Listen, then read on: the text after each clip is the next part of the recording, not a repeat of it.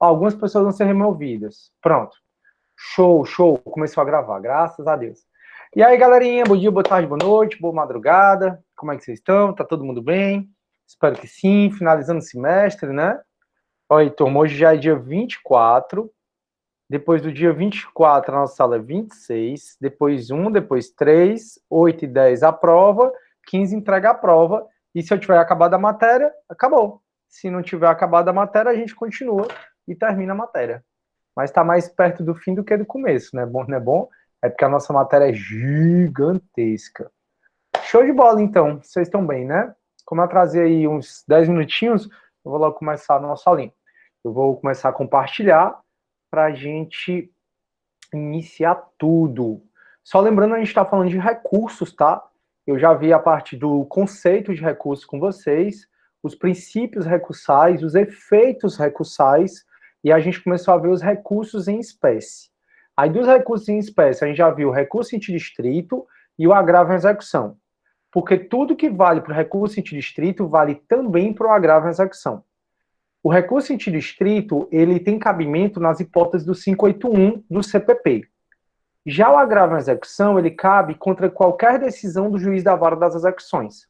Então, qualquer decisão do juiz das varas das execuções penais, você entra com agravo à execução, caso você queira recorrer dela. Agora, a gente viu também a apelação. A gente viu que a apelação, como regra, ela está no artigo 593 do CPP, né, como regra das hipóteses, a apelação ela vai caber contra a sentença terminativa. E ela tem prazo de 5 dias para interpor e 8 dias para juntar as razões. No caso da apelação, normal, né, a geral. Mas a gente viu que tem exceções, né, desse prazo. Por exemplo, na lei dos juizados especiais, não existe um outro recurso que não seja a apelação e os embargos de declaração. A apelação na lei dos juizados especiais, o prazo dela é de 10 dias, tá? Está no artigo 82 da lei dos juizados especiais. É no prazo de 10 dias e o efeito, e esse prazo tem efeito suspensivo. Aliás, não é que o prazo tem efeito suspensivo, na verdade, o prazo é um prazo suspensivo. O prazo suspensivo significa que, nesses 10 dias que você tem para juntar a apelação, conta também o prazo dos demais recursos. Em outras palavras, se, por exemplo, lá na lei dos estados especiais, oi Luísa, bom dia, na lei dos estados especiais, se passaram 3 dias e você interpôs a apelação, quando o prazo voltar a correr, vai voltar do 4º dia. Isso é o efeito suspensivo dos embargos, mas a gente vai conversar sobre isso mais na frente. Agora que eu me lembrei que eu não conversei ainda sobre isso, eu só conversei sobre o prazo da apelação. É porque isso a gente conversa quando conversa sobre embargos. E aí, então, relaxem aí. Turma, fala, Vitor. Seja bem-vindo, meu amigo. Então, turma, o que é que acontece? A gente viu, então, o recurso de distrito, viu a apelação, e agora eu vou compartilhar minha tela, eu vou direto para o CPP, tá bom? Mas os dois principais recursos do CPP é a apelação e o recurso de distrito. Seguindo a ordem do CPP... Oh, meu Deus, cadê o CPP aqui? Peraí que eu vou baixar o CPP. Seguindo a ordem do CPP, turma, a gente tem os embargos infringentes ou de nulidade. A gente viu o recurso de distrito, apelação, show. Aí, a partir do artigo 609, começa um outro capítulo sobre recursos que fala do processo e julgamento dos recursos em distrito e apelação no Tribunal de Apelação. O código ele é de 1941, turma. E como ele é 1941, na época existia o Tribunal de Apelação. Tribunal de Apelação hoje é o Tribunal de Justiça, tá bom? Ou TRF. Aí ele começa regulamentando coisas que deve o regimento interno fazer. Então, muito do que diz aqui, a partir do artigo 609, é muito do que o regimento interno hoje, ele dispõe. Como vai ser julgado, qual é o prazo. E, a bem da verdade, ele fala aqui sobre questões que não são tão importantes para a nossa matéria. O que é mais importante aqui é a gente entender um recurso chamado embargos infringentes ou de nulidade. O recurso de embargos infringentes ou de nulidade, ele tem previsão no artigo 609, parágrafo único do CPP. Deixa eu botar para cá. Esse embargos infringentes ou de nulidade, deixa eu puxar aqui a nossa recursos a nossa nota de aula, que aí eu já vou escrevendo para vocês rapidinho, né? Pronto. Ó, esse embargos infringentes ou de nulidade, turma, ele é um recurso que ele é exclusivamente da defesa. Então, deixa eu ver aqui, apelação, e aí a gente vai falar então agora, turma, dos embargos infringentes ou de nulidade. Esse recurso, turma, a primeira coisa que eu preciso que vocês saibam é que a previsão legal dele, a previsão legal, está no artigo 609, parágrafo único. E ele é um recurso exclusivo da defesa. Em outras palavras, só defesa pode manejar os embargos infringentes ou de nulidade. E quando é que vai caber o embargos infringentes ou de nulidade? Quando o TJ ou TRF, em julgamento de apelação, reze ou agravo em execução, quando o TJ ou o TRF, eles julgam esse recurso por maioria de votos de maneira desfavorável à defesa. Ou seja, pessoal, vamos supor que você apelou. Agora vocês sabem, turma, por qual motivo o TJ, o TRF, na grande maioria das vezes, julgam os recursos por unanimidade de voto. Porque se o recurso ou parte dele foi decidido por unanimidade de votos, não cabe embargos infringentes ou de nulidade. Turma, então esse recurso, ele é o seguinte recurso. Você está como advogado da defesa e seu cliente foi condenado. Aí você apelou. Quando você apelou, vai para o TJ ou TRF. No TJ ou TRF, as câmaras criminais são compostas por desembargadores e o julgamento é feito por um número ímpar de desembargadores. Então, aqui no TJ, por exemplo, são 4 desembargadores por câmara criminal. Quando eles vão julgar, só 3 participam. Então, quando eu apelo, aí vai para a segunda câmara criminal, se 2 desembargadores decidirem por não dar provimento ao meu recurso da defesa e um decidiu, não, vamos absolver o cara, eu posso manejar os embargos infringentes ou de nulidade, querendo fazer com que o voto vencido se torne vencedor. Então, como o processo é lento, né? Caramba, tem gente querendo entrar faz tempo. Ei, que seja bem-vindo, meu amigo, mas quando entrar depois da aula, que a aula tiver começado, entra fazendo login no Gmail, com o e-mail da Unifol, não custa, cara, aí tu não precisa da minha autorização. Sim, turma, voltando aqui. Então, turma, por que na maioria dos processos, quando você observa o TJ ou o TRF, eles julgam por unanimidade? Porque se eles estiverem julgando uma apelação, reze ou um agravo em execução, e eles derem um voto, derem uma decisão que não seja por unanimidade, provavelmente vai caber o embargos infringentes ou de nulidade. Então, os embargos infringentes ou de nulidade, ele é um recurso que só a defesa pode utilizar. E a defesa pode utilizar esse recurso quando o tribunal, o TJ ou o TRF, eles estão julgando uma apelação, reze ou um agravo em execução, e eles dão uma decisão desfavorável à defesa. Então, meu cliente foi condenado, eu apelei. Quando eu apelei, 2 desembargadores mantiveram a condenação, um desembargador resolveu absolver ou resolveu diminuir a pena. Se a decisão deles é não unânime, se a decisão deles é só por maioria de votos, cabe esse recurso para fazer com que o voto vencido se torne vencedor. Quando os embargos tratam do mérito, como esse exemplo que eu dei, o meu cliente foi condenado, eu peço para o tribunal absolver, um desembargador topa absolver, mas os outros 2 não. Quando o recurso trata de mérito do crime em si, a gente chama de embargos infringentes.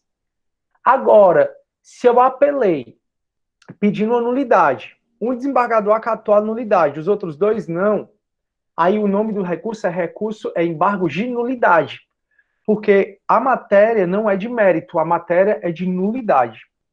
Então esse é o recurso chamado embargos infringentes ou de nulidade, existe na prática, mas não existe com tanta frequência, exatamente porque quando os desembargadores julgam a apelação, reza ou agravo de execução, na grande maioria das vezes eles julgam por unanimidade. Professor, e se o seu cliente ele foi condenado em primeira instância por roubo e por furto? Aí o senhor apelou. Aí no roubo, eles foram unânimes em manter a condenação. Mas no furto, 2 desembargadores mantiveram a condenação e um absolveu. Nesse caso, cabe ainda embargos infringentes ou de nulidade? Cabe, mas só para discutir a parte do furto. Então, se num recurso de apelação, de rés ou de agravo em execução, o tribunal julga várias matérias e todas são unânimes, salvo uma, essa uma é por maioria de votos e foi contrário à defesa, vai caber embargos infringentes ou de nulidade para poder fazer com que o voto vencido se torne vencedor. Deu para entender, pessoal? Deu para entender embargos infringentes ou de nulidade? O prazo dos embargos infringentes ou de nulidade, o prazo deles é de 10 dias. E, mais uma vez, só a defesa pode usar os embargos infringentes ou de nulidade. Só a defesa pode usar os embargos infringentes ou de nulidade. Tranquilo, pessoal? Embargos infringentes ou de nulidade? Tranquilo para vocês até aí? Show, né? Turma, pode falar. Sidney, Sidney, Pode falar. no caso, essa decisão que é proferida no âmbito do tribunal, ela sempre vai ser colegiada ou pode se dar de modo monocrático? Assim, Pronto. ser designado um relator específico para julgar? Se for o mérito final, aí desses 3 recursos sempre vai ser colegiada. Mas, obviamente, que nessas ações é possível que o relator decida de maneira urgente algum tipo de liberdade. É porque, Júnior, no processo penal, a gente separa muito os recursos. Por exemplo, eu posso muito bem entrar com apelação e, ao mesmo tempo, com ação impugnativa, que é o habeas corpus. Não tem problema. O habeas corpus pedindo a imediata soltura do réu e a apelação para poder pedir a absolvição, por exemplo. Então, o que eu quero te dizer é que, na maioria dos casos, a apelação, rese e o agravo de execução são julgados de maneira colegiada. Pelo menos a decisão final sempre vai ser de maneira colegiada. Pode ser que tenha um pedido incidental que o regimento interno ele permita que o relator decida sozinho, como foi o caso lá do André do Rep, né, do Marco Aurélio, né, que aí ele pôde decidir sozinho o que foi pedido, que ali ele entrou, foi com habeas corpus, aí ele já pediu a liminar em habeas corpus. Isso aí pode. Mas a apelação, rese e agravo de execução, o mérito final, o mérito da demanda, vai ser decidido de maneira colegiada. Tranquilo, Júnior? Perfeito, obrigado. Show, de nada. Show. Turma, aí ele vai falando, né? O habeas corpus, ele tem prioridade, tá? De julgamento. Essas disposições aqui que o código traz nessa parte, ela não é tão, assim, né? Não é tão importante, não é tão difícil, dá pra gente ler e saber direitinho. O mais interessante aqui é o 615, que ele vai dizer assim, ó, o tribunal decidirá por maioria de votos. Havendo empate nos votos do julgamento de recursos, se o presidente do tribunal, Câmara ou Turma, não tiver tomado parte da votação, proferirá o voto de desempate, que é, pessoal, que aconteceu, por exemplo, no caso daquele julgamento da execução provisória em segunda instância. O STF são 11 ministros. E aí os 10 votaram. Como regra, o presidente ele não vota. Mas se 5 decidem por uma forma e 5 por outra, aí o presidente tem o chamado voto de Minerva, né? Então aqui, turma, não tem tanta relevância para a gente. O mais importante aqui é a gente saber os embargos infringentes ou de nulidade que está no artigo 609, parágrafo único. O próximo recurso no processo penal são os embargos de declaração. E os embargos de declaração, ele tem no processo civil, né? Os embargos de declaração, turma, ele, assim como o agravo interno, eles são os únicos 2 recursos que não tem preparo, tá? Que você não precisa pagar para poder entrar. E os embargos de declaração cabe sempre, né? Processo civil, processo administrativo. Só que tem duas previsões legais dos embargos de declaração. Os embargos de declaração têm previsão no artigo 382, os embargos de declaração para a primeira instância. Então, se você vai entrar com embargo de declaração contra o juiz de primeira instância, você não vai utilizar o artigo 619. Você vai utilizar o artigo 382. O artigo 609 é quando você vai entrar com os embargos de declaração em segunda instância. E quando é que cabe os embargos de declaração, né? Eles são os tipos de recurso, deixa eu botar aqui, peculiaridade, são recursos que não possuem preparo, não possuem custas processuais, né? E os embargos de declaração, ele vai caber, turma, toda vida que a decisão tiver omissão, obscuridade, contradição ou erro. Então, os embargos de declaração, eles são sempre decididos, turma, sempre cabíveis para o próprio juiz que vai julgar. Então, você vai entrar, fazer uma petição para o próprio juiz que vai julgar, e o próprio juiz que vai julgar, ele vai dar uma nova decisão, caso ele dê o provimento aos seus embargos, né? E você entra com os embargos quando tem omissão, obscuridade, contradição ou erro. Turma, sobre as penalidades dos embargos, no que diz respeito aos embargos protelatórios, o Código não traz nada sobre isso. Mas, em tese, pode-se utilizar o CPC subsidiariamente. Então, lá no CPC é dito assim, se os embargos forem protelatórios, subsidiariamente. Se os embargos forem protelatórios, vai ter condenação de 1% do valor da causa, não sei o quê. Isso não tem no processo penal, tá? Mas o processo civil, o CPC, é utilizado subsidiariamente ao CPP. Então, na eventualidade, pessoal, dos embargos serem declaratórios, em tese, é possível o juiz utilizar o CPC subsidiariamente. Existe também outra previsão legal dos embargos, que estão no artigo 83 da Lei dos Juizados Especiais, da Lei 9.099 de 95. Então, no artigo 83, existem os embargos de declaração quando a gente está falando de juizados especiais. E sobre isso é super interessante a gente estudar o prazo desses embargos. Porque aqui no 619 vai dizer assim, aos acordos proferidos pelo Tribunal de Apelação, já disse para vocês que Tribunal de Apelação significa TJ ou TRF. Câmaras ou turmas poderão ser opostos embargos de declaração no prazo de 2 dias, quando houver ambiguidade, obscuridade, contradição ou erro. Os embargos de declaração são deduzidos a requerimentos que contêm os pontos do acordo. Já ambíguo, eles podem ser opostos de maneira oral, né, e a pessoa reduz a termo. A questão toda que a gente precisa saber aqui é que o prazo dos embargos no CPP é de 2 dias. E ele interrompe o prazo para os demais recursos. Então, o prazo aqui é de 2 dias. Esse prazo, ele interrompe o prazo para os demais recursos. Já os embargos no GCRIM, o prazo é de até 5 dias. Mas ele não interrompe o prazo. É o que eu comecei a aula falando, mas aí eu percebi que eu não tinha explicado essa parte da matéria. Eu estou explicando agora. Ele suspende o prazo dos demais recursos. Então, pessoal, vamos para alguns exemplos. Vamos supor que o juiz deu uma sentença. Dessa sentença, pessoal, vai caber apelação, e a apelação pode ser interposta no prazo de 5 dias e cabe o quê? Embargos de declaração. No prazo de 2 dias.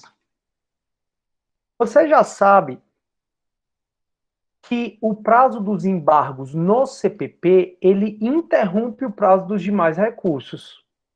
De maneira que, quando o juiz publica a sentença, eu fui intimado da sentença, começa a correr prazo concomitante, Para eu opor, a gente opõe embargo, tá? A gente não interpõe. Te interpõe a maioria dos recursos, mas a gente opõe embargos. Então, se eu fui intimado da sentença hoje, começa a correr um prazo concomitante de 2 dias para eu opor os embargos e de 5 dias para eu interpor a apelação. Nesse caso, turma, se eu oponho o embargos de declaração no segundo dia, o juiz vai julgar esse recurso.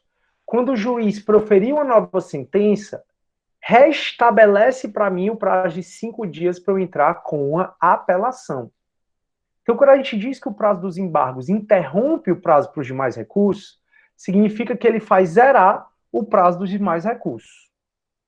Já no GCRIM, se tem uma sentença... Sidney, Pode falar, Vitor. só uma pergunta. Então, no caso, só contaria o prazo para apelação depois de passado o prazo dos embargos, é isso? Na verdade, Vitor, quando eu sou intimado, começa o prazo tanto para eu opor embargos como para eu interpor apelação, para os dois. Mas eu optei por não interpor apelação e no segundo dia por opor embargos. Aí o juiz vai julgar esse embargo. Quando o juiz der a nova decisão dele, dessa nova decisão, novamente vai caber apelação ou embargos. Só que o prazo vai ser Entendi. restabelecido do zero, entendeu? Então, ou seja... Só vai contar se tiver embargo de declaração. Se não houver, vai ser os 5 dias normais da apelação. Entendi. Isso, exatamente. Então, o importante aqui, quando eu digo que os embargos no CPP interrompe o prazo de mais recursos, significa que quando sai o julgamento dos embargos, quando sai a nova sentença, ele tem o poder de zerar o prazo por demais recursos. Então, não dá para dizer assim, não. Ah, não, mas já tinha passado 2 dias da apelação, do prazo da apelação, quando saiu a primeira sentença. Aqui, não. Aqui, quando sai uma nova sentença, restabelece os 5 dias para você interpor a apelação. Deu para entender, Vitor? Show, Acho que deu, né? Show. Aí, turma, também aqui vale para acórdão, tá? Aqui vale para acórdão. Aqui vale para acórdão, porque os embargos, eles cabem sempre, né? Qualquer decisão cabe para sentença de primeira instância, cabe para acórdão, só que de acórdão eu não apelo. Então, com acórdão, a gente pode dar o seguinte exemplo. Com acórdão, a gente pode dar o seguinte exemplo. Vamos supor que saiu meu acórdão, cabe RESP. O que é RESP? É recurso especial, que aí é matéria de processo civil, que eu não abordo. Ou REX, né, que é o recurso extraordinário, no prazo de 15 dias, como regra. E cabe também embargo de aclaração no prazo de 2 dias.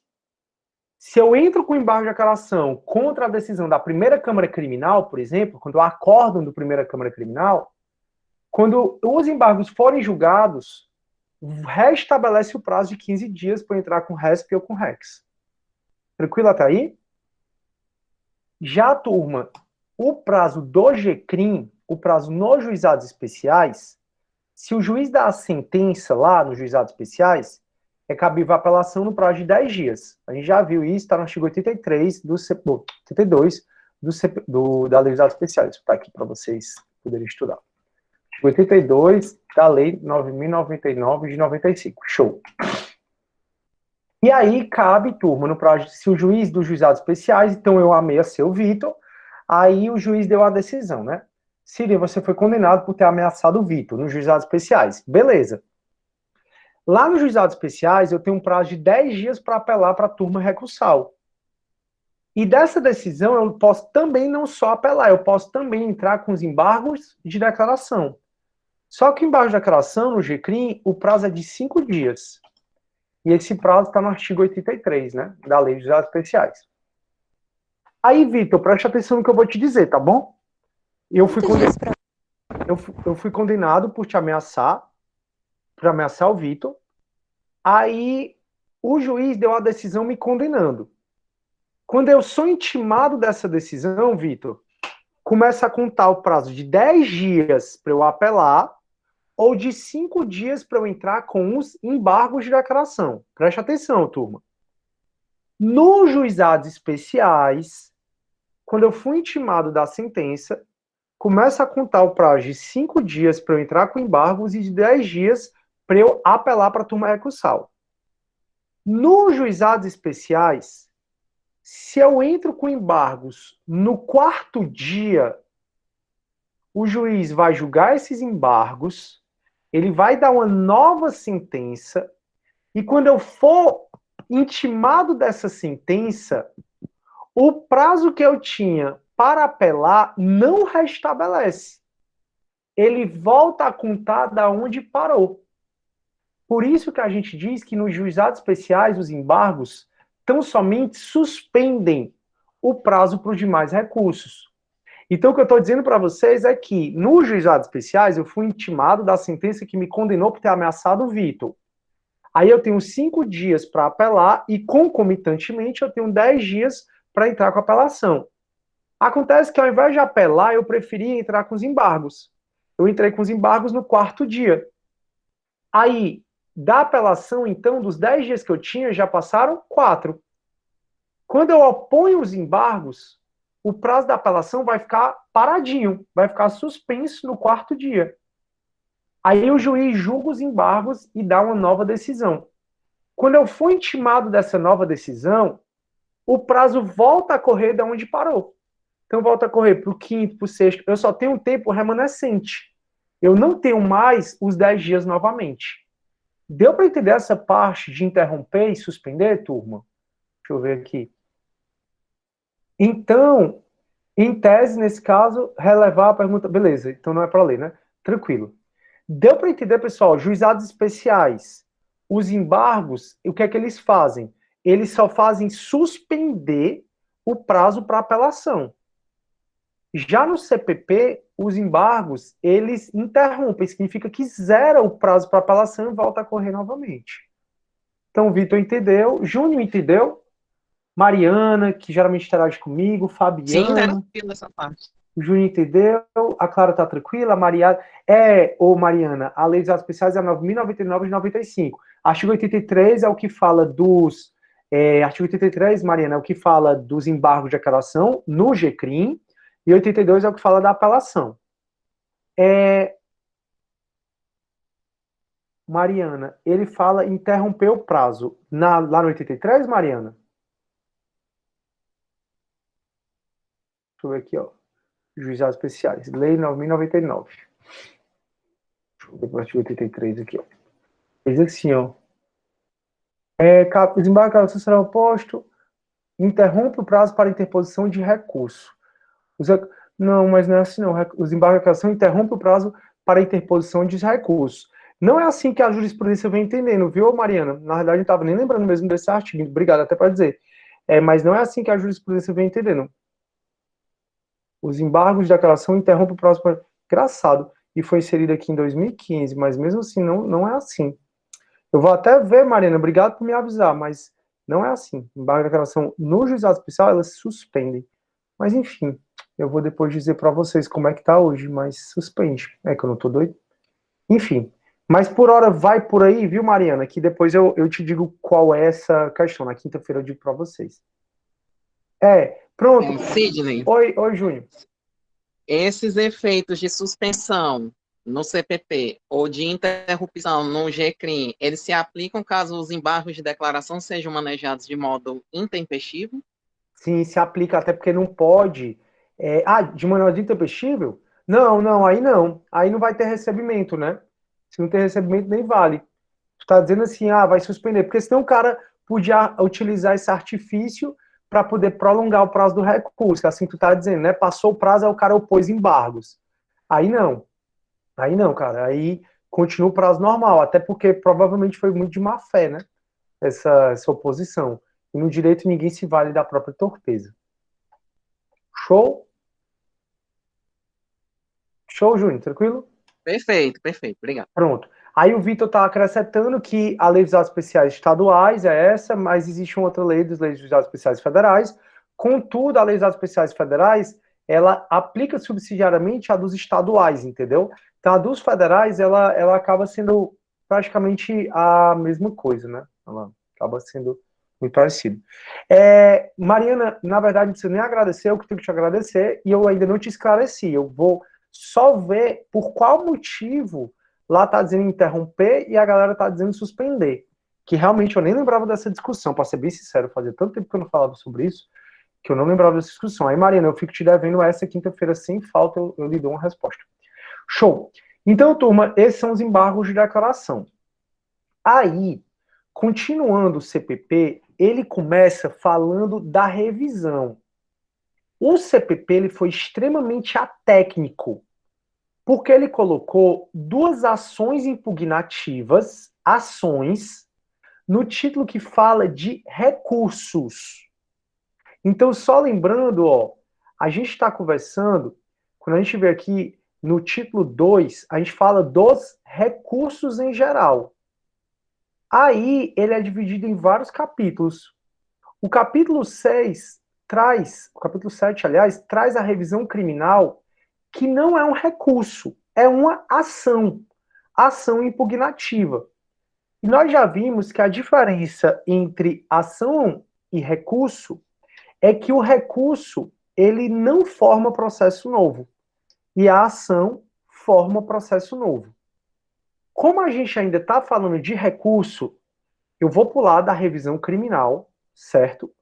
Para a gente chegar ao último recurso previsto no CPP, que é a carta testemunhável. Professor, e o recurso extraordinário? Turma, o CPP, ele utiliza o recurso extraordinário, ele fala do recurso extraordinário. Com o pacote de crime, pela primeira vez, ele começou a falar de recurso especial, mas aqui é matéria mais de constitucional. E é matéria que você vê na Lei 8.038 de 90, caso vocês queiram estudar um pouco mais de recurso extraordinário e recurso especial. Então, o que vocês viram, o recurso especial, pela primeira vez, foi previsto aqui por conta do pacote de crime. O recurso extraordinário e especial serão processados pelo STF, pelo STJ, na forma estabelecida nas leis especiais, na Lei Processual Civil e nos respectivos regimentos internos. Ou seja, o Código de Processo Penal, muito embora ele tenha previsto aqui o nome, né, recurso extraordinário especial, ele nada fala sobre recurso especial e extraordinário. Cabe em matéria criminal? Cabe, mas a gente utiliza muito mais os ditames da Lei 8.038 de 90, do CPC e dos regimentos internos. Aí o último recurso que o CPP prevê é a carta testemunhável. Turma, essa carta testemunhável é um recurso que eu, pelo menos na prática, nunca vi. Júnior, tu que trabalha em secretaria, pessoal que está aí estagiando, se vocês já viram esse recurso aí, me digam, porque toda aula, sem falta, que eu falo desse recurso, eu pergunto se a galera já viu esse recurso na prática. E eu, pessoalmente, que vivo atolado em processo, eu nunca vi esse recurso na minha vida. Contudo, é um recurso que eu... Não é do meu tempo não, esse recurso. Nem do meu, cara. E eu sou mais velho que tu muito. Para você ver, né? Agora, veja, Júnior, é um dos recursos que mais são cobrados na OAB. A OAB, vez por outra, cobra essa carta testemunhável. E eu fico me perguntando por quê. Porque não tem o menor sentido esse recurso. Eu já explico o que ele é. Vou explicar para vocês, muito embora, na minha opinião, e é minha, não tenha nenhuma aplicação prática, mas a OAB ela gosta muito desse recurso. E ela ainda cobra umas pegadinhas, sabe, sobre esse recurso. Eu acho assim que, enfim, se a prova é feita para medir conhecimento ou para derrubar mesmo, né? Esse é o último, porque depois o código vem falando de habeas corpus. Lembra que eu falei que tinham duas ações previstas no CPP como recursos? Pois é, um é a revisão criminal e outra é o habeas corpus. Então eu vou falar da carta testemunhável, é rapidinho aqui, vocês estão vendo que agora a aula flui bem mais rápido. E depois que eu falar da carta testemunhável, eu vou falar da revisão criminal. Aí eu acho que acaba a aula, que é essa aqui. Aí próxima aula a gente fala de habeas corpus. Aí acabou habeas corpus, turma, a gente acaba indo para nulidades e acaba a nossa matéria. Deixa eu mostrar para vocês aqui como é que a gente está de matéria, tá bom? Vou mostrar aqui no nosso AVA. Ó, turma, só para vocês verem. E essa matéria da gente é grande demais. Não tive tempo no semestre todo, chega me dói na alma. No semestre todo eu não tive tempo de resolver um exercício com vocês. Ó, a gente falou atos de comunicação processual, citação, intimação e notificação. Falamos da prova, né? Lemos os mais de 100 artigos. Falamos do procedimento ordinário, sumário, sumaríssimo. Falamos do procedimento das drogas. Sumaríssimo não. Ordinário, sumário, das drogas e do júri. A gente falou da sentença, lembra? Mendaço libelli, mutácio libelli, sentença condenatória, sentença absolutória, sentença de extinção da penalidade. Estamos falando de recursos. Aí a gente está aqui, ó. Então a gente já viu a 1, a 2, a 3, a 5, e a gente está acabando a 6. Eu acabo o carta testemunhável, a gente acaba a 6. E aí eu venho para a 7, hoje mesmo, que a gente fala de revisão criminal. Aqui a gente vai conversar sobre revisão criminal e sobre habeas corpus. Acabou a 7, a gente vem para a nulidade, aí acaba o nosso conteúdo do semestre. Foi coisa, viu, turma? Foi coisa. Tranquilo até aí? É, a Luísa, muita coisa mesmo. Show. Beleza. Então, Sidney, pode falar. Lendo aqui a doutrina que fala dessa carta testemunhável, diz que esse instituto remonta do tempo do Império e que, de fato, não tem aplicação prática. Não tem, Basicamente cara. era assim, a pessoa ia para o cartório, levava 2 testemunhas e dizia, não, eu tenho intenção de recorrer. Aí o nome. Esse recurso, na verdade, sabe qual é a intenção dele? É porque vocês já ouviram falar dos arquivamentos de gaveta, né? Hoje em dia, graças a Deus, os processos são virtuais, né? Eu tô até aqui no meu SAG, ó, tava até aqui trabalhando no meu fluxo, então os processos são virtuais. Então, tudo hoje é difícil de perder, né? Muito embora os hackers invadiram o sistema do STJ, o STJ nem se pronuncia. Vocês notam que o STJ nem se pronuncia e a mídia abafou total, né? Mas o fato é que hoje em dia fica muito mais difícil de perder processo, né? Pode ser que o processo vá para o limbo. De vez em quando aí tem um mandato que vai para o limbo. Aí ninguém sabe cadê, aí liga para o CAT, né? E manda o CAT ver o que é que faz pela gente. Mas hoje em dia é muito mais difícil de perder processo. E além disso, hoje em dia os nossos prazos todos estão contando. Então eu já sei que dia eu recebi o mandado, qual é o prazo que eu tenho para cumprir. Para isso, falaram um pouco. O CNJ criou a nova comissão de segurança. Pois é, eu acho, Mariana, eu não vi nem ele se pronunciando absolutamente nada. O CNJ sim, mas o STJ, eu não vi eles falando absolutamente nada. Mas enfim, o fato é que, turma, hoje em dia está muito, embora tenha juiz que não se importe, né? Deve ter servidor também que não se importe, isso aí não me interessa, mas hoje em dia tudo é muito claro. Então, meu sistema aqui começa a ficar verde, depois fica vermelho, então eu tenho aqui o prazo, ó, esses mandados aqui que eu tenho que cumprir, ó.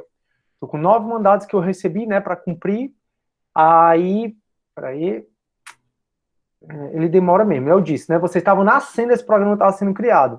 Então, ó, tem uma data da decisão, ó, tem a data do vencimento dos mandados, então eu já sei quanto tempo eu posso cumprir o mandado, quanto não tenho, quando é que esse mandado entrou no meu fluxo, ó, 24, ó, esse aqui é aquela desapropriação que eu falei para vocês, que eu tenho que cumprir. Ah, Maria, querem saber, ó, esse aí a gente está andando andamento, mas, ó, meu mandado mais antigo, tirando esse que é a desapropriação, que eu não vou conseguir cumprir esse ano, é de 18, ó, de novembro, porque eu sou superatuante, eu não deixo colocar.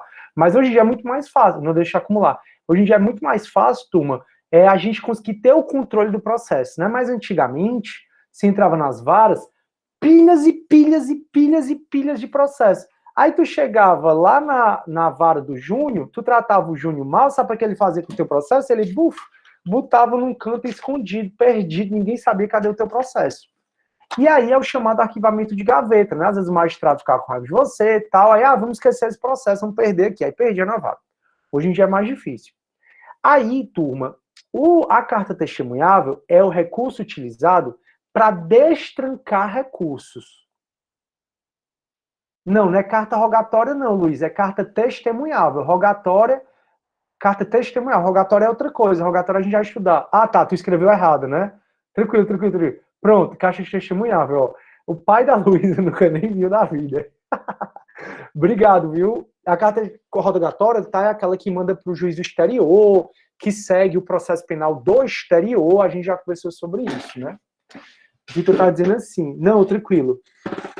Luísa, a gente viu sobre carta rogatória aqui também, né, no processo penal, no começo do semestre. Vitor, o escritório mais das antigas geralmente guarda o famoso arquivo morto. É uma imensidão de papel, imagina isso nos fóruns como era. Exatamente. O fato é que, turma, essa carta testemunhável, ela era um recurso para destrancar recurso. E não é todo recurso que ela destranca. E a grande pegadinha da OAB. A carta testemunhável é um recurso para destrancar recurso. Como assim, professor? Vamos supor que você entre, e aí ela vai... Existem 3 recursos de primeira instância que vai para a segunda, né? Os 3 recursos quais são? Apelação, o rese e o agravo em execução. São os 3 recursos que você vai interpor em primeira instância e o juiz de primeira instância vai mandar para a segunda instância. A carta testemunhável, ela destranca rese e agravo, mas ela não destranca apelação. Professor, quer destrancar? Já eu explico. Mas já anotem aí bem grande que é a pegadinha que a OAB mais usa, que a carta testemunhável destranca a apelação. Tá errado. Quem destranca a apelação é o rese. Tá no 581. Quem destranca a apelação é o rese. Tá no 581. A carta testemunhável, então, ela vai destrancar os demais recursos, em especial o rese, o recurso distrito, e o agravo em execução. Ok? Então, vai cair na OAB que a carta testemunhável destranca a apelação, e você vai botar que está errado, porque quem destranca a apelação é o rese. Já vi essa questão umas 3 vezes na OAB. Show. Turma, o que é destrancar recursos? Eu disse para vocês na aula passada que o rese, que é a apelação, a gente interpõe para o juiz aquó, e o juiz aquó faz o juízo de prelibação, o exame de admissibilidade, ou juízo de prelibação, e ele manda, se tiver tudo ok, aquele recurso para o órgão ad quem? Para o órgão que vai julgar. A gente viu isso na aula passada. Às vezes, você interpõe um rese, ou às vezes você interpõe às vezes você interpõe um rese, ou às vezes interpõe um agravo em execução, e o juiz nega seguimento ao seu recurso. Ele negou seguimento, dizendo que está intempestivo, que não teve preparo, ou então ele negou seguimento, ou então ele passou o prazo e ele nem disse negava, se ele dava, não disse nada. O fato é que tu interpôs o teu rese, ou tu interpôs o teu agravo em execução, e ele ficou paradinho lá na vara. Ninguém mandou para o órgão ad quem. Aí é onde você usa a carta testemunhável, que é um recurso que você vai endereçar, né, nem para o juiz, você vai endereçar para o supervisor de vara, antigo diretor de secretaria, antigo tabelião, né, o cartorário, quando era dentro, os cartórios estavam dentro das varas, e aí você vai endereçar para ele, dizendo assim, olha, eu interpus o agravo à execução, ou então eu interpus o rese, e o juiz ainda não mandou para a segunda instância, ou então o juiz ele não mandou para a segunda instância, ou então o juiz negou seguimento. Assim eu estou entrando com a carta testemunhável, para você, supervisor de vara, perguntar ao juiz se ele vai manter a decisão, porque se o juiz não manter a decisão, se o juiz resolver não mandar, eu vou levar essa carta, né? Você é obrigado, supervisor, a mandar essa carta para o tribunal. Então, turma, a carta testemunhável, ela é cabível quando você entra com apelação, no caso da apelação não, quando você entra com rese ou agravo em execução, e o juiz, ele tranca o teu recurso, ele não dá seguimento ao teu recurso. Aí tu entra com a carta testemunhável pro diretor de secretaria, pro supervisor de vara, para ele perguntar ao juiz se ele vai manter a decisão dele de negar seguimento ao seu recurso. Se o juiz disser, sim, vou manter minha decisão, o supervisor de vara é obrigado a enviar essa carta testemunhável para o tribunal. Aí os desembargadores vão decidir se o juiz vai ou não mandar o processo para eles. Deu para entender? Então, ele é um recurso que é feito para destrancar recurso. Quando eu estava falando de efeitos do recurso, eu falei que 3 recursos têm efeito iterativo ou regressivo. Quais são os 3 recursos que têm efeito iterativo ou regressivo? Que é a possibilidade de ter juízo de retratação. O rese, o agravo em execução e a carta testemunhável. Por que a carta testemunhável? Porque o supervisor de vara vai falar assim, doutor juiz, o Cid entrou com rese e o senhor negou seguimento. O senhor vai manter a sua decisão ou o senhor vai se retratar? Então, a carta testemunhável permite que o juiz se retrate. Aí, se o juiz não se retratar, aí ela vai mandar, né, a supervisora de vara vai mandar essa carta testemunhável para a segunda instância. Os desembargadores decidem o que fazem. Deu para entender? Deixa eu ver aqui. Clara, agrava a execução, Mari. Não entendi, não. Mariana. É apelação, reze e agrava a execução. Isso. Obrigado, Clara. Show. Então, turma, essa é a carta testemunhável. A principal pegadinha aqui é você saber que quem destranca a apelação é o reze e não a carta.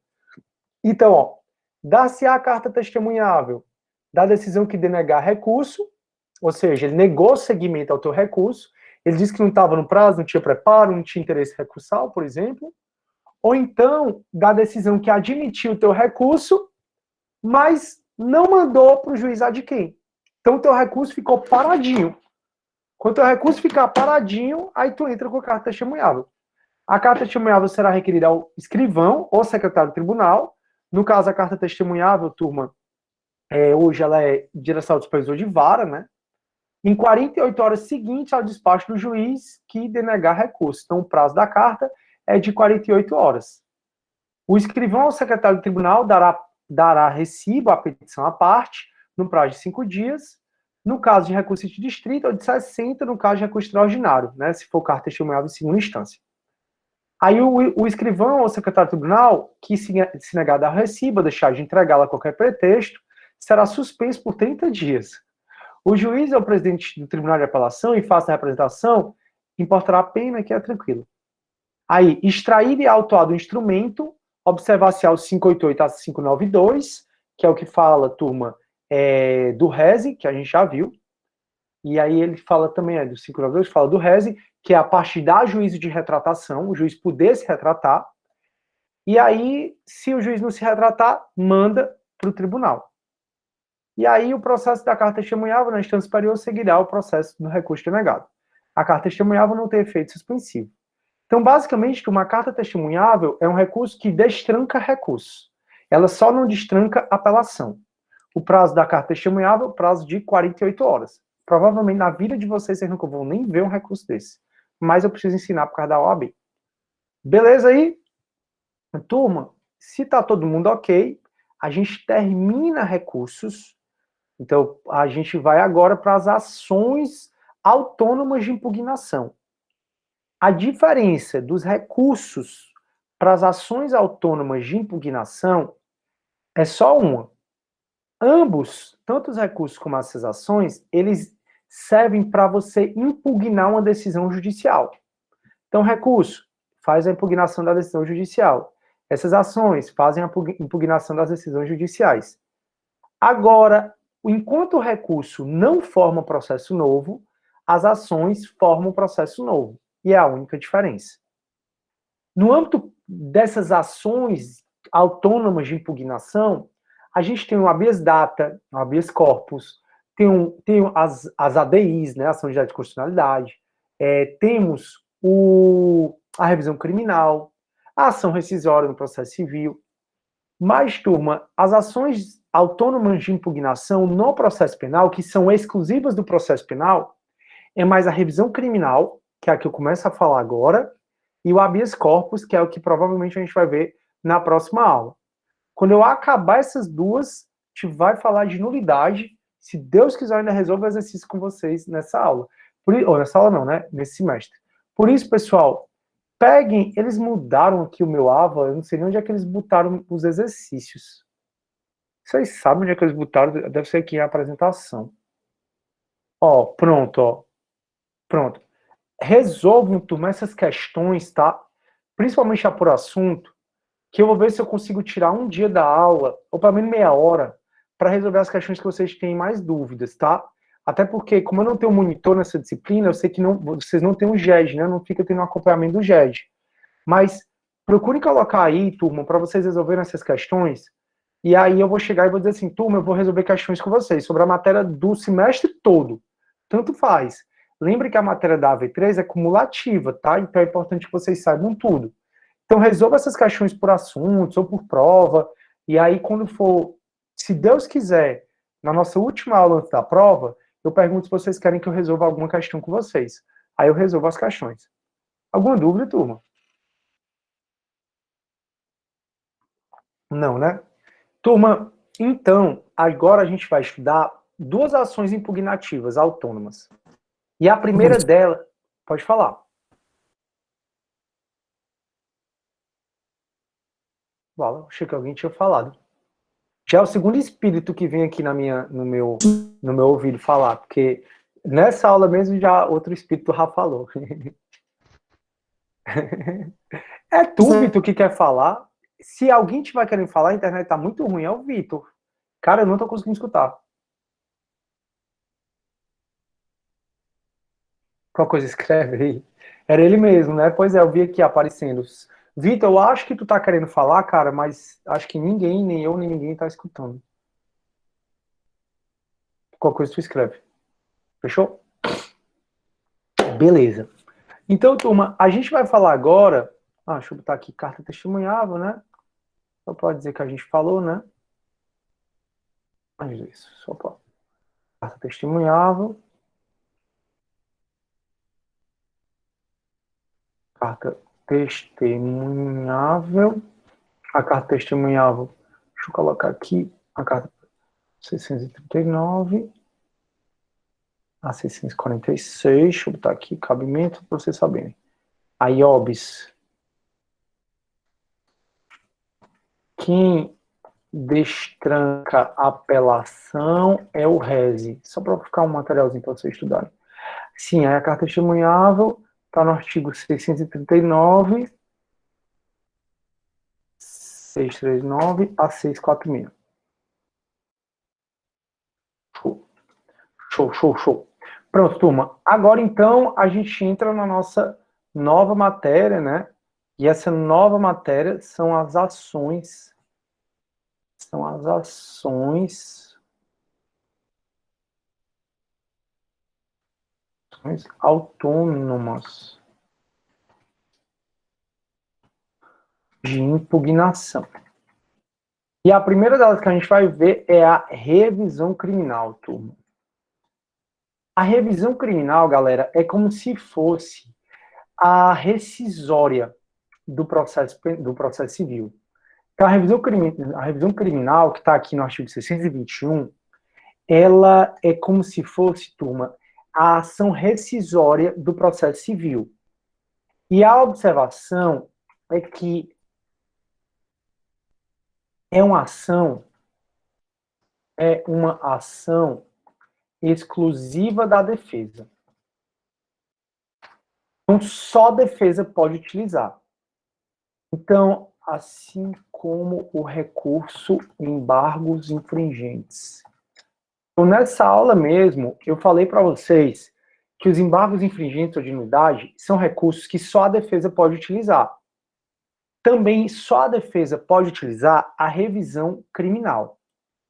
A revisão criminal, turma, o pressuposto dela, ou seja, só vai caber revisão criminal se houver uma sentença penal condenatória com trânsito em julgado. Então, só vai ser cabível a revisão criminal, o pressuposto dela é que tenha uma sentença penal condenatória com trânsito em julgado. E essa revisão, ela é cabível para, de qualquer forma, melhorar a situação do condenado. Então, não cabe revisão criminal em prol da acusação. Não cabe. Não cabe revisão criminal para piorar a situação do acusado. As hipóteses de cabimento, turma, as hipóteses de cabimento estão taxativamente previstas no artigo 621. Então, no artigo 621, a gente tem as hipóteses de cabimento da revisão criminal. Prestem atenção comigo. Ó. A revisão dos processos findos. Processos findos significa que eles já terminaram. Significa que eles já transitaram em julgado. Será admitida. Tem 3 hipóteses. São 3 hipóteses taxativas. Prestem atenção como só cabe revisão criminal Quando for uma sentença condenatória, olha aqui, ó. A revisão dos processos finos será admitidos. Quando houver uma sentença condenatória, ou quando após a sentença se descobrirem novas provas da inocência do condenado. Então, um pressuposto da revisão criminal é que haja uma sentença penal condenatória com trânsito em julgado. Houve uma sentença penal condenatória com trânsito em julgado, surgiu um fato novo, surgiu algo que ninguém sabia, e que esse algo vai melhorar a situação do acusado. Vai melhorar porque vai tirar uma qualificadora, vai melhorar porque vai desclassificar o crime, vai sair de roubo para furto, vai melhorar porque vai mostrar que ele é inocente. Lembra um caso de um cara que ficou 5 anos, se eu não me engano, preso por um estupro, que não foi ele que cometeu? Lembram? Como é que conseguiram soltar o cara? Por meio de revisão criminal. Então, a revisão criminal acontece quando acaba o processo criminal, o cara é condenado, transita em julgado. Surge um fato, surge algo que melhora a situação do acusado. Melhora, só melhora. Professor, se o cara foi condenado, transitou em julgado, e aí surgiu uma nova circunstância que tira de furto para roubo, ou seja, piora. Cabe revisão criminal? Não. Professor, o cara foi acusado pelo estupro, foi absolvido, transitou em julgado. Cabe revisão criminal se surgirem novas provas mostrando que ele não deveria ser absolvido? Não. Galera, não cabe revisão criminal para piorar a situação do réu. Então, se eu fui absolvido por um crime, transitou em julgado, surgiram provas contundentes que eu deveria ter sido condenado, nada mais reabre aquele processo. Professor, você está falando que se você matou o João, foi processado, foi absolvido, transitou em julgado, surgiram vídeos e vídeos mostrando que o senhor matou o João, não vai poder mais fazer nada contra o senhor? É exatamente o que eu estou dizendo. Até por conta de um princípio que vocês viram em Pena 1, chamado princípio do non bis in idem, ou ne bis in idem, que é não duas vezes a mesma coisa. O princípio do non bis in idem diz que ninguém pode ser investigado, processado, condenado ou cumprir pena 2 vezes pelo mesmo crime. Então, se eu fui absolvido por um crime, transitou em julgado, surgiram provas de que eu realmente cometi aquele crime, pode discutir o crime? Não. Pode, depois de transitar em julgado, de qualquer forma, piorar a situação do réu? Não. Então, a revisão criminal, ela só é cabível se for para melhorar a situação do réu. Então, é uma situação em que houve uma sentença penal condenatória, vocês estão vendo que todas as hipóteses de cabimento exigem uma sentença penal condenatória, e surge um fato que melhora, de qualquer forma, a situação do acusado, do condenado. Surge um fato que prova que o cara é inocente. Surge um fato que desclassifica um crime de um crime mais grave por um crime mais brando. Surge um fato que é idôneo para diminuir a pena. Surge qualquer fato, turma, que melhora a situação do acusado. Então, ó, a revisão dos processos findos será admitida, quando a sentença condenatória for contrária a texto expresso de lei ou a evidência nos autos. Então, surgiu algo que mostra que a sentença condenatória foi contrária a texto expresso de lei. Então, ou então, o meu advogado, eu fui condenado, o juiz foi totalmente arbitrário, foi totalmente contrário à lei, meu advogado foi tão ruim que ele perdeu o prazo para recorrer. Está tudo perdido? Não está tudo perdido. Porque se a sentença condenatória for contrária a texto expresso de lei ou a evidência nos autos, cabe revisão criminal. Também cabe revisão criminal quando a sentença condenatória se fundar em depoimentos, exames ou documentos comprovadamente falsos. Por fim, cabe quando após a sentença condenatória se descobrirem novas provas da inocência do condenado ou de circunstância que autorize, que determine ou autorize a diminuição da pena. Então, só cabe revisão criminal, turma, quando acontecer qualquer coisa que venha a melhorar a situação do condenado. Professor, qual é o prazo da revisão criminal? já que a ação rescisória tem prazo de 2 anos, a revisão criminal não tem prazo. Professor, o senhor está dizendo que se o meu tataravô, vou exagerar, tá, turma? O seu tataravô foi condenado criminalmente. E isso é uma coisa que ainda assombra a sua família. Aí você do direito foi pesquisar um pouco e descobriu provas que conseguem inocentar o seu tataravô, mostrando que ele foi condenado de maneira indevida. Você, enquanto herdeiro, você pode entrar com a revisão criminal para rediscutir uma condenação do seu tataravô? Pode. Por quê? Porque essa revisão ela não tem prazo. A legitimidade é do próprio condenado. Do próprio condenado. Se morto, passa-se para os herdeiros. Turma, e sobre isso é importante, tá? Porque uma vez caiu no AB, assim, que uma mulher, ela foi condenada injustamente. Depois que transitou em julgado, a questão dizia que o marido conseguiu provas que absolveriam essa mulher. Preste atenção. Então, a Joana foi condenada injustamente. Aí o marido da Joana, depois que transitou em julgado, conseguiu provas que inocentam a Joana.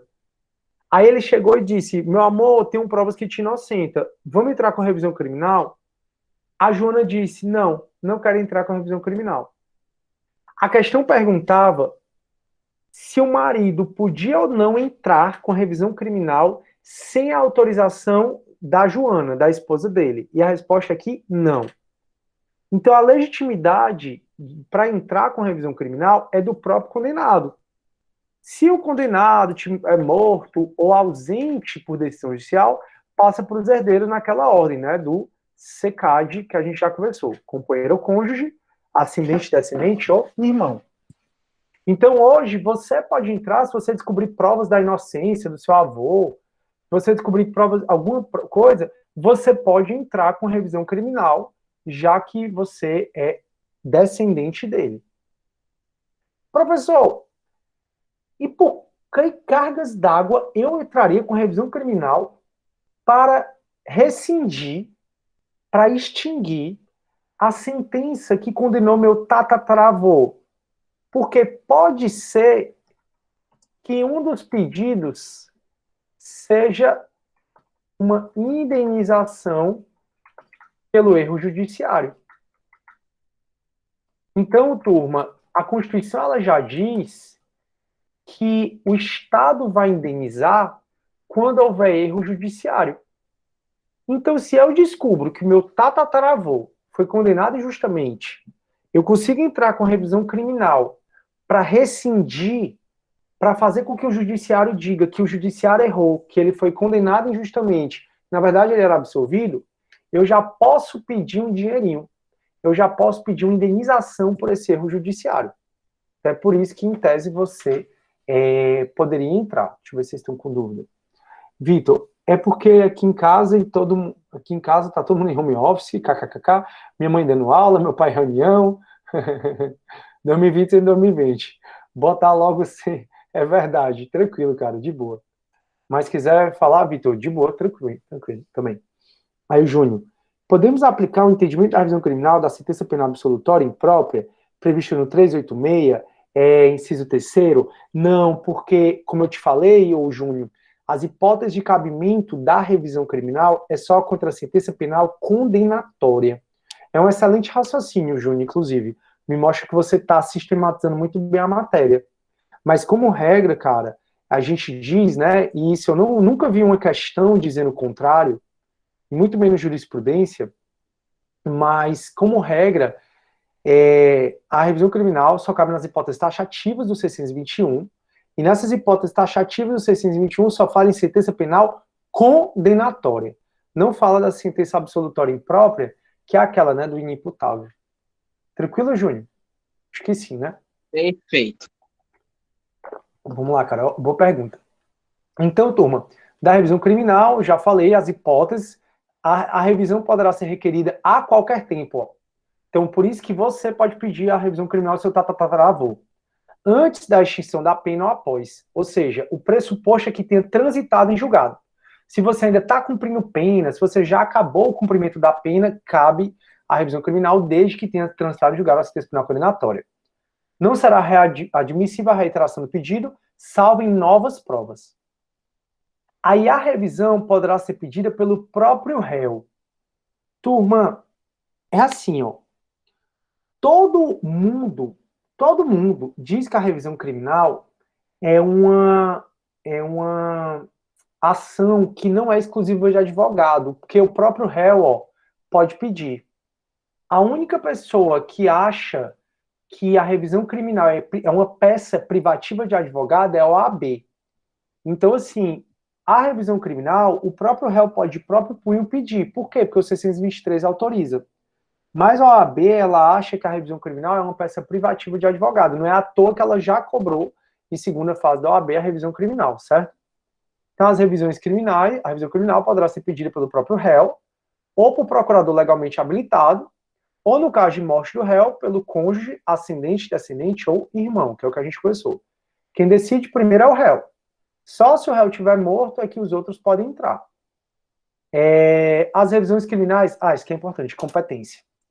Competência da revisão criminal. Turma, revisão criminal é sempre julgada por tribunal. Então, a revisão criminal nunca é julgada em primeira instância. Nunca. Nunca é julgada em primeira instância. Então, qual é a competência da revisão criminal? Bom, turma, se transitou em julgado um processo no STF, por exemplo, o do mensalão, se a galera do mensalão quiser entrar com revisão criminal, eles vão ter que entrar no STF. Se foi condenado no STJ, vai ter que entrar com revisão criminal no STJ. Se foi no TRF, vai ter que entrar com revisão criminal no TRF. Se for no TJ, no TJ. E se for em primeira instância, professor?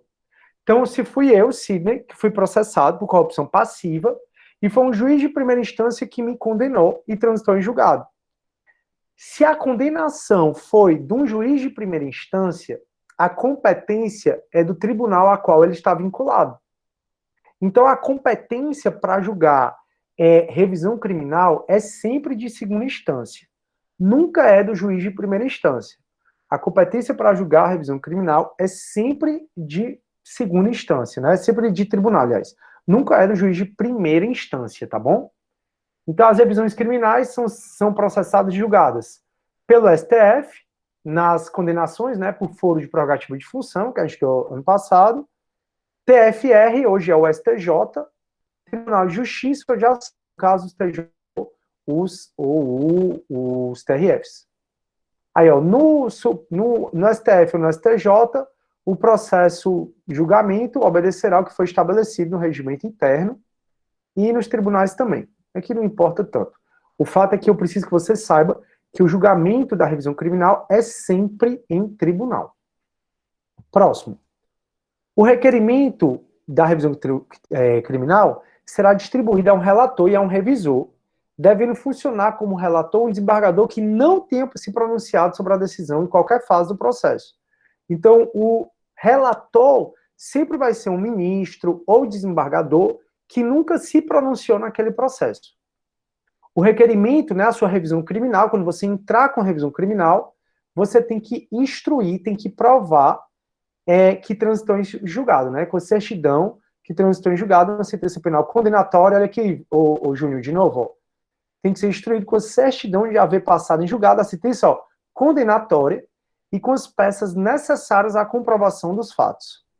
O relator pode determinar que se apense aos autos originais, se daí tiver dificuldade. Então você entra com a revisão criminal, e a revisão criminal é meio que tem prova pré-constituída, tá bom? Então, vou colocar aqui. Prova. Ela meio que tem prova pré-constituída. Ou seja, você já entra com prova documental. Agora, pode ser juntado o processo originário ao processo, né, a revisão criminal. Se o relator... Se o relator julgar insuficiente, instruído o pedido ou inconveniente ao interesse da justiça, que se apense aos autos originais, indeferiu lá, indeferiu lá liminarmente, dando recurso para as câmaras reunidas, né? Então, se o relator achar que a revisão criminal não está bem instruída e que não vale a pena juntar os autos da revisão criminal, os autos originais, ele vai indeferir a revisão criminal e já vai passar para o relator, né? Para a Câmara, para a turma. Aí pronto, aqui é tranquilo. Aí vamos lá, 626. Julgado procedente a revisão, o próprio tribunal pode alterar a classificação da infração, sempre da mais grave para menos grave, pode absolver o réu, modificar a pena, sempre para melhor, ou anular o processo. Então, olha os pedidos que tu vai fazer na revisão criminal. Os pedidos são esses. Desclassificar o crime, ou seja, dar uma nova capitulação, um crime mais grave para um menos grave. Absolver o réu, modificar a pena ou anular o processo. Isso sempre para beneficiar o réu, porque só cabe revisão criminal para beneficiar o réu. De qualquer maneira, não poderá ser agravada a pena imposta na decisão revista. A absolvição implicará o restabelecimento de todos os direitos perdidos em virtude da condenação, devendo o tribunal, se for o caso, impor medida de segurança cabível. O regimento interno dos TJs estabelecerão as normas para o processo de julgamento das revisões criminais, tranquilo. À vista da certidão ou acordo em que cessar a sentença condenatória, o juiz mandará juntá-la imediatamente aos autos para o inteiro cumprimento da decisão. Isso significa que quando o juiz de primeira instância notar que o tribunal absolveu, concedeu, o tribunal deferiu a revisão criminal, julgou procedente a revisão criminal para absolver, o juiz vai pegar esse acórdão, né, e vai já juntar os processos originais.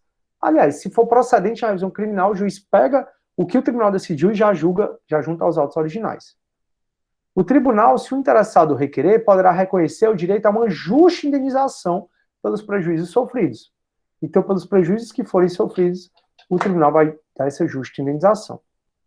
Por essa indenização, que será liquidada no juízo cível, responderá a União, se a condenação tiver sido pelo DF, ou pelos territórios, ou pela Justiça Federal, e o Estado pela Justiça Estadual.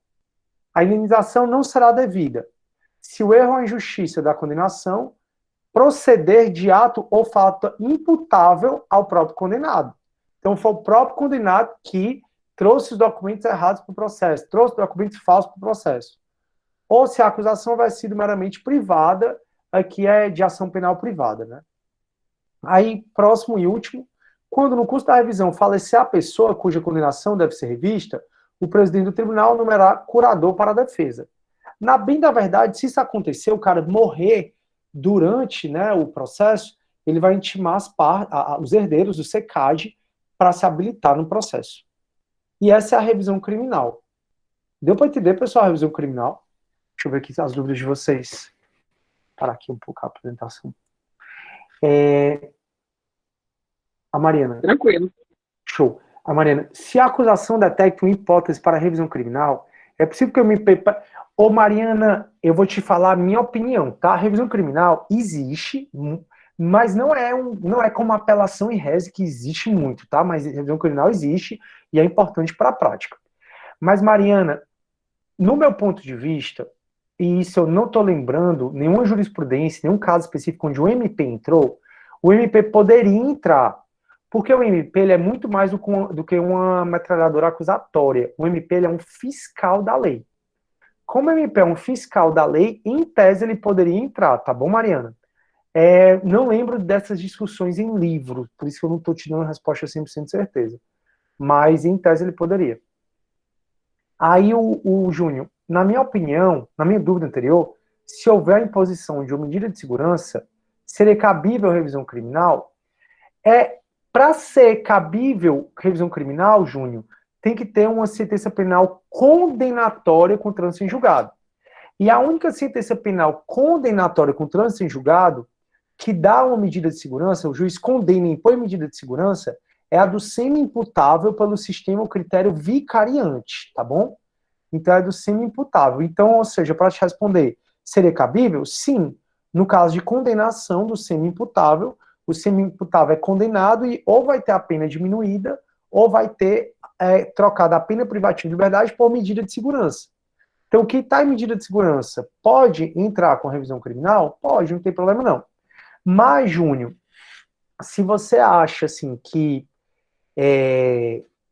se você acha que o seu cliente foi absolvido de maneira imprópria, né, que foi o Adélio, no caso do Adélio de Jesus, né, o que deu a facada no Bolsonaro.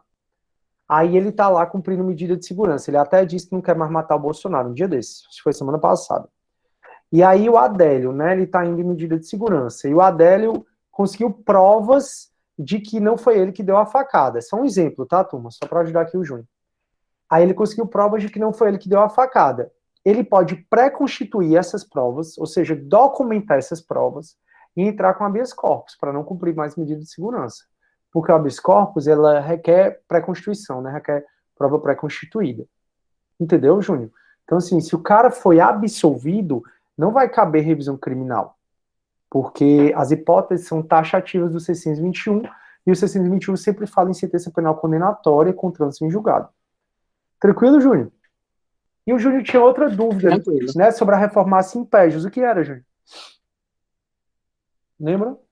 Tinha outra dúvida. Tem que olhar no grupo, porque tá anotado lá. Só um minuto. Espera aí que eu vou pegar aqui também. Deixa eu ver aqui. É porque eu prefiro até que me pergunte na aula, cara, e prefiro até que não me pergunte sábado e domingo. Eu só respondo na segunda, não tem jeito. Ó, deixa eu ver aqui. Exemplo. Deixa eu ver aqui. Tive um pouco de dificuldade para compreender aquele último princípio, não reformar-se impede, mas esses exemplos me ajudaram. Aí, exemplo. Se o acusado foi condenado a apenas de 10 anos, certo. Ah, aqui não era dúvida não, né? Era só exemplos, tu. Não era dúvida não, Júnior. Era só exemplo, né? Tu não tem dúvida sobre isso, não. Fechou. Turma, então acho que eu vou ficando por aqui na nossa aula. Quando for na quinta-feira, a gente começa e termina habeas corpus. E se der tempo, a gente vai falar já sobre nulidade, tá bom? Na quinta. Aí na terça eu tento terminar nulidades. Na outra quinta eu tento resolver o máximo de questões possíveis, tá bom? Show? Pois, turma, muito obrigado por tudo, certo? Valeu, estamos acabando a nossa matéria, graças a Deus.